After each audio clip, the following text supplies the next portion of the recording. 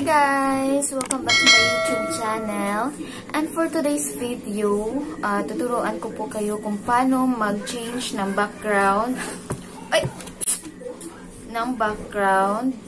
Yung gamitan nyo ay yung green screen. Gamit yung KineMaster. So, keep on watching guys. Pasensya na po kayo guys. Ang kulit ng aso namin. Nakikitutorial po siya eh. So guys, simulan na natin. Basta sundan nyo lang po yung ginagawa ko. Punta po tayo sa ating video editor, yung KineMaster o KineMaster kung mayroon na kayo niyan. Pagkatapos ay open nyo yung media, background, yung kulay black.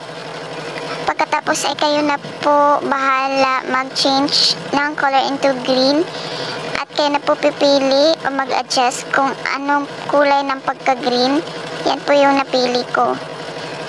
So, pumunta kayo sa layer, media, then pipili kayo ng inyong video. Ayan. Nakikita nyo ba guys na green pa rin yung kulay ng background ko? Yun na lang ay dark green siya. Pero makikita pa rin natin dyan kung may pinagbago ba sa kanya. Ayan. Click nyo yung my dot tsaka yung white para mag full screen siya.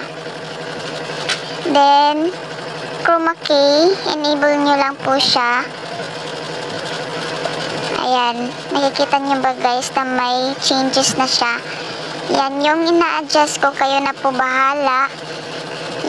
Yan po yung adjust ng color para mawala yung ano niya, yung parang anino, yung pagka-dark.